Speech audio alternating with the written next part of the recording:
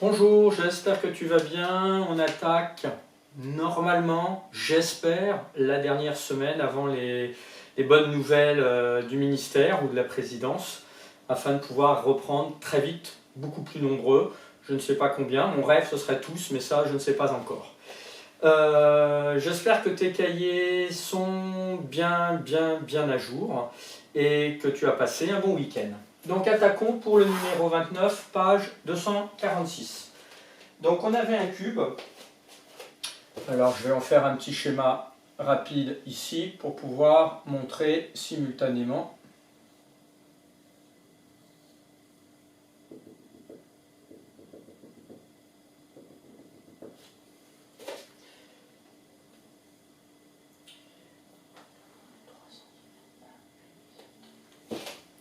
Donc c'était un cube, donc un parallélépipède rectangle ultra particulier.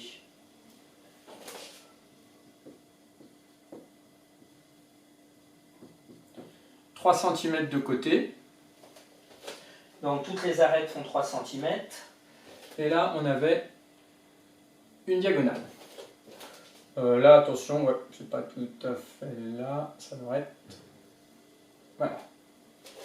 Première question, on nous demande la nature du triangle ABD.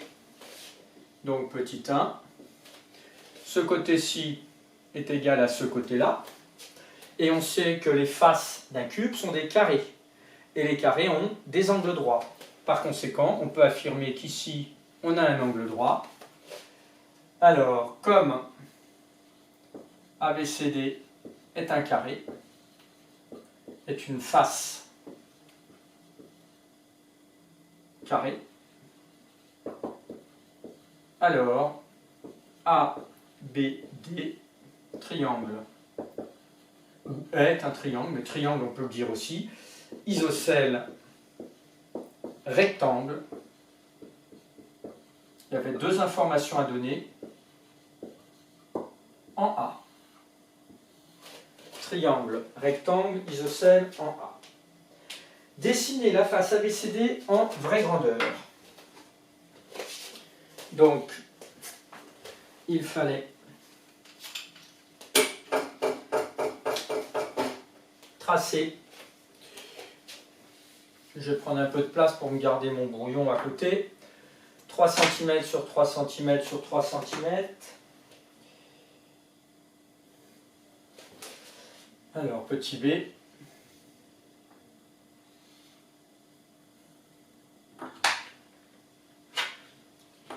Je vais prendre une échelle 5 fois plus grande, moi, pour que ce soit lisible. On utilisait l'équerre et on traçait un carré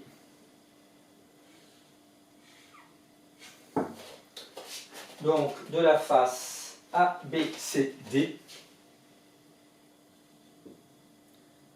Attention, il ne fallait pas se tromper, ce n'est pas une perspective que l'on veut. Donc comme ce n'est pas une perspective, il n'y a pas cet effet de poser et en fuite, en perspective. Donc c'est un carré de 3 cm de côté. Ensuite, c'était bien en vraie grandeur, c'est ça qui était important. Calculer la valeur exacte de dB. Petit 2, petit a, donc calculons dB. Donc on reconnaît un triangle rectangle, on va pouvoir utiliser Pythagore. ABD est rectangle en A, point. Appliquons le théorème de Pythagore, ne pas oublier la majuscule, deux points. Alors nous on cherche dB, je vais le mettre dans le membre de gauche, dB carré égale la somme des carrés des deux autres côtés, ce qui nous fait 3 au carré plus 3 au carré, ah là c'est dB, ce qui fait dB carré égale 9 plus 9, 18. dB égale racine carrée de 18, qui est la valeur exacte. Et dB est environ égal, là il fallait prendre la calculatrice. Alors, racine carrée de 18. Alors, zut. C'est pas ma calculatrice préférée.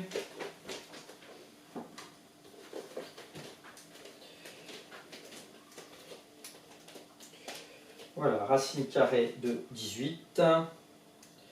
Et ça nous fait, alors on voulait que ce soit arrondi comment? Au millimètre. Donc ça fait un chiffre après la virgule, donc c'est plus proche de 4,2 cm arrondi au millimètre. Alors ici, certains ont peut-être vu sur leur calculatrice, on peut écrire ça sous forme 3 racines de 2 cm, mais ce n'est pas au programme de collège, vous verrez ça en seconde. Ensuite, quelle est la nature du quadrilatère EDBG? Alors, je vais le dessiner. EDBG.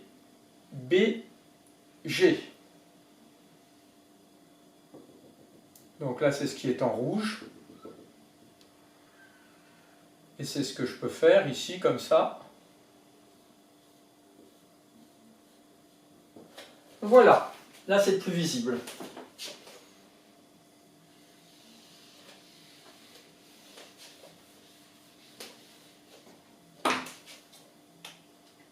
Donc c'était le petit 3. Nature, petit a, nature de EDBG. Donc on observe que c'est un cube. Donc finalement on a fait une section parallèle par exemple à l'arête FA ou à l'arête HC et en passant en plein milieu. Donc d'après la propriété du cours, on va obtenir un rectangle dont de les côtés vont avoir même mesure que l'arête. On a une section du cube parallèlement. Tout ça, il faut l'écrire. À l'arête, par exemple, AF.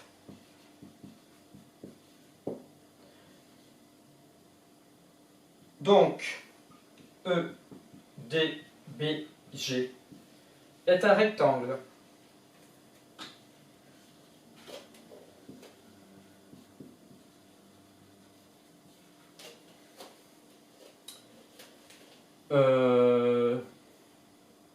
Donc, on connaît un des côtés et on les précise. De côté, GB égale 3 cm. Et là, on connaît ici, et dB égale racine carrée de 18 cm. Alors, là, c'est pas obligatoire, je le mets entre parenthèses puisqu'on demandait juste la nature, on ne demandait pas de donner ses mesures. Et enfin, dessiner EDBG en vraie grandeur. Et là, il y avait une astuce. Racine carrée de 18, tu ne sais pas tracer pour l'instant sa valeur exacte à la règle. On avait trouvé que c'était aussi environ 4,2, mais 4,2 c'était bien environ. Or, on veut en vraie grandeur, pas en grandeur approximative. Donc, on va avoir aucun souci pour ces deux côtés-là, mais on va avoir un problème ici pour ces deux côtés-là. Eh bien, il y avait une solution, et c'est pour ça que j'ai gardé cette figure. Alors, si tu as pris environ 4,2 cm, réfléchis à partir de ça, comment on pourrait faire pour tracer en vraie grandeur notre rectangle EDBG. Essaye de te corriger. Et bien en fait, cette longueur-là, c'est ce qu'on a tracé ici. Et là, on a la valeur exacte. On a tracé 3 cm, 3 cm. Là, ça veut dire que c'est exactement la bonne dimension. Donc, je vais le prendre en rouge. On a déjà le côté. Alors, le mieux, c'était de refaire une figure. Je vais la refaire. Donc, on refaisait un carré de 3 cm.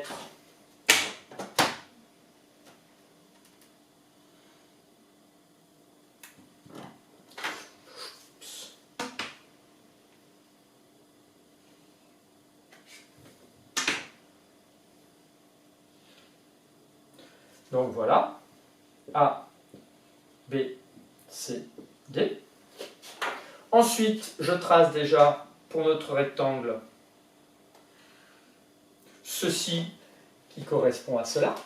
Après là, il faut que je mette un angle droit. Oups, je suis un petit peu gêné. Et 3 cm.